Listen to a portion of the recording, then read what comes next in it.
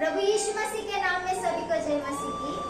प्रिय भाई और बहनों, आज का हमारा मुख्य वचन है पहला शमूएल इसका पहला अध्याय 19 और 20 वचन। पहला शमूएल पहला अध्याय 19 और 20 वचन। वहाँ पर इस प्रकार से लिखा है, वे सवेरे उठ यहोवा को दंडवत करके रामा में अपने घर लौट गए और एल्काना अपनी स्त्री हन्ना के पास गया और यहोवा ने उसकी सुधि ली। तब हन्ना गर्भवती हुई और समय पर उसके एक पुत्र उत्पन्न हुआ और उसका नाम शमूएल रखा, क्योंकि वह कहने लगी, मैंने यहोवा से मांगकर इसे पाया है।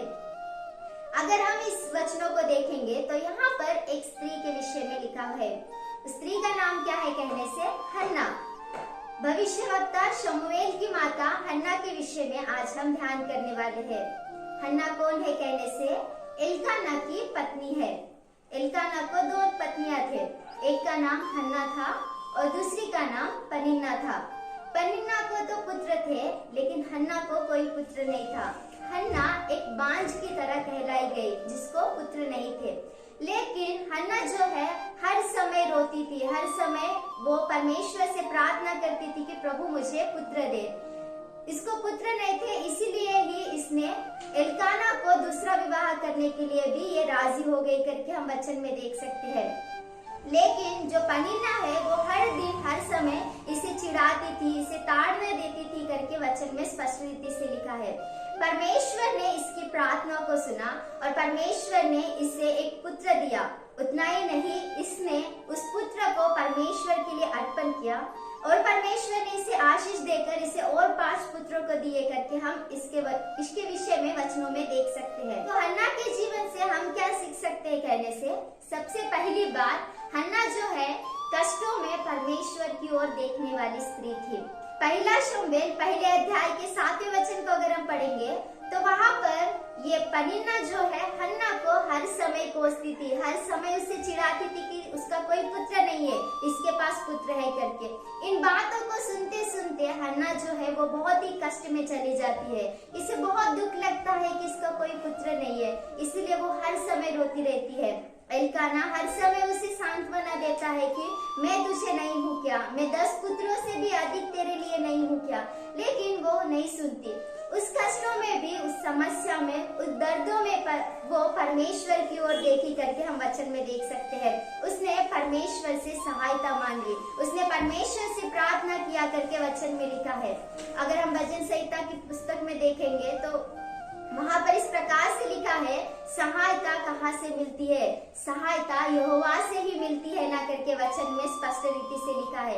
ये जो स्त्री है इसने ये जाना कि मेरे कष्टों को, मेरे दुखों को सिर्फ परमेश्वर ही देख सकते हैं, परमेश्वर ही मेरी सहायता कर सकते हैं करके इसने परमेश्वर से सहायता मांगी। आज हमारे जीवनों में भी हम कष्टों से होकर गुजरते हैं, हमारे जीवनों में भी समस्याएं आती है, दुख आता है, तकलीफ आता है, लेकिन हर समय हमें परमेश्वर की ओर देखना बहुत जरूरी है, क्योंकि सहायता सिर्फ परमेश्वर की ओर से मिलती है। दूसरी बात, हन्ना के जीवन से हम क्या सीख सकते हैं कहने से? जिद के साथ प्रार्थना करने वाली स्त्री थी करके वचन में स्पष्ट रीति से लिखा। पहला शमूएल पहले अध्याय के 10वें वचन में अगर हम पढ़ेंगे तो वहाँ पर वचन स्पष्ट रीति से लिखा है कि वो परमेश्वर की उपस्थिति में जाकर परमेश्वर के सम्मुख में बिलक बिलक कर रोने लगी और प्रार्थना करने लगी करके वचन में लिखा है। वो जिद के साथ परमेश्वर की उपस्थिति में बैठकर प्रार्थना कर रही थी। रोमियो की किताब इसके 12 अध्याय के 12 वचन को अगर हम पढ़ेंगे तो वचन में स्पष्ट रीति से लिखा है कि हमें निरंतर प्रार्थना करना चाहिए और प्रार्थना जिद के साथ करना चाहिए करके वचन में लिखा है। उतना ही नहीं, लेकिन उदाहरण की ओर से अगर हम देखेंगे तो याकूब जब वो रात भर परमेश्वर से युद्ध कर रहा था, रात भर परमेश्वर से प्रार्थना कर रहा था कि प्रभु मुझे आशीष दो, अगर आप मुझे आशीष नहीं दोगे तो मैं आपको नहीं छोड़ूंगा। तब परमेश्वर ने क्या कहा कि तेरा नाम क्या है? उसने कहा कि मेरा नाम याकूब है। लेकिन परमेश्वर ने कहा कि अब से तू याकूब नहीं, लेकिन तू इज़राइल कहलाएगा, क्योंकि तूने मनुष्य और परमेश्वर से युद्ध करके, परमेश्वर से मांग कर युद्ध किया है करके वचन में स्पष्ट रीति से लिखा है। ये जो स्त्री है वो जिद के साथ प्रार्थना करने वाली स्त्री की तरह हमें दिखाई दे रही है। जब भी हम परमेश्वर की उपस्थिति में जाते हैं, जब भी हम परमेश्वर के पास जाते हैं, तब हमें प्रार्थना, जिद के साथ प्रार्थना करना चाहिए, निरंतर प्रार्थना करना चाहिए, तब परमेश्वर हमारी प्रार्थनाओं को जरूर सुनेगा। जिस परमेश्वर ने हन्ना की प्रार्थना को सुनकर हन्ना को गर्भ का फल दिया, उस परमेश्वर हमारी भी प्रार्थना को सुनकर हमें भी सब कुछ देने के लिए संभव परमेश्वर है। तीसरी बात को अगर हम देखेंगे कि हन्ना के जीवन से हम क्या सीख सकते हैं कहने से, इसने परमेश्वर की उपस्थिति में अपने आत्मा को उंडेल दिया। पूरे आत्मा को खोलकर, पूरे मन को खोलकर उसने परमेश्वर को अपना सारा दुख बता दिया और परमेश्वर से रो रो कर उसने प्रार्थना किया करके हम देख सकते हैं। जब भी हम परमेश्वर की उपस्थिति में जाते हैं, जब भी हम परमेश्वर के सामने जाते हैं, तब हमें अपनी आत्मा को परमेश्वर की उपस्थिति में उंडेलना चाहिए। हमें पूरे मन को खोलकर परमेश्वर के साथ बातें करना चाहिए करके हम देख सकते हैं। इस हन्ना के जीवन से हमने तीसरी बात को क्या देखा, मतलब जब भी हम परमेश्वर की उपस्थिति में जाते हैं, जब भी हम परमेश्वर के सामने जाते हैं, तब हमें अपनी आत्मा को उंडेल कर परमेश्वर से बातें करना चाहिए करके हम स्त्री के जीवन से सीख सकते हैं। चौथी बात को हन्ना के जीवन से हम क्या सीख सकते हैं कहने से, ये जो स्त्री है वो परमेश्वर पर विश्वास करने वाली स्त्री थी। ये परमेश्वर की उपस्थिति में जाती है प्रियो, और वहां पर प्रार्थना करने लगती है। ये इतना रो रो कर प्रार्थना करती है कि वहां के याजक को ऐसा लगता है कि ये जो है वो दाख मधु पीकर आई है और वो नशे में है। इतना इसने प्रार्थना किया और इतने विश्वास के साथ और जिद के साथ इसने प्रार्थना किया।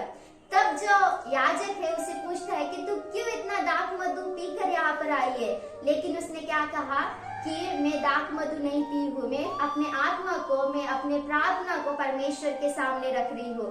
तब वो याजक कहते हैं कि तेरे विश्वास के अनुसार परमेश्वर तुझे निश्चय गर्भ का फल देगा। इस बात को पकड़कर हन्ना अपने घर में चली जाती है और विश्वास के साथ रहती है। तब परमेश्वर उसके गर्भ को खोल देता है। मरकुस की किताब इसके 90 अध्याय के 23 वचन को अगर हम पढ़ेंगे, इसके 11 अध्याय के 24 वचन को अगर हम पढ़ेंगे, भजन संहिता इसके 37वें अध्याय के 5वें वचन को अगर हम पढ़ेंगे, रोमियो इसके 90 अध्याय के 33वें वचन को अगर हम पढ़ेंगे, तो वहाँ पर इन सारे वचनों में भी हम विश्वास के विषय में देख सकते हैं। यीशु मसीह ने भी कहा, यदि आपके अंदर राई के दाने इतना भी विश्वास नहीं हो तो आप परमेश्वर के कार्य को नहीं देख पाओगे। यदि आप पहाड़ को जाकर समुद्र में जाकर गिरने के लिए भी कहोगे तो वो जाकर गिरेगा, लेकिन आपके अंदर राई के दाने इतना विश्वास रहना बहुत जरूरी है।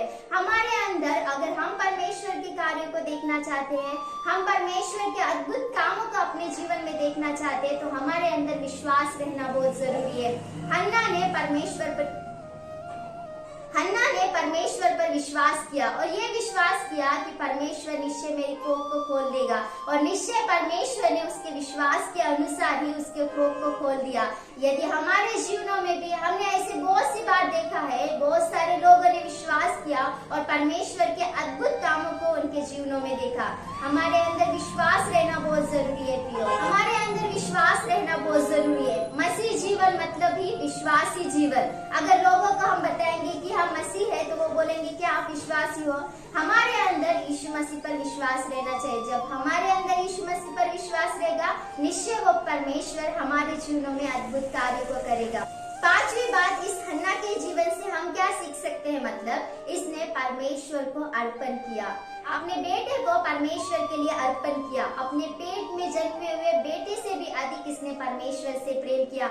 आज हम जब संसार में जी रहे हैं, क्या हम सच में परमेश्वर से प्रेम कर रहे हैं? क्या हम सबसे ज्यादा महत्व परमेश्वर को दे रहे हैं? क्या हम परमेश्वर को सबसे ज्यादा महत्व दे रहे हैं, या फिर संसारिक बातों को दे रहे हैं, संसारिक वस्तुओं को दे रहे हैं, या फिर संसारिक इंसानों को दे रहे हैं? ये हमें एक बार परखना बहुत जरूरी है।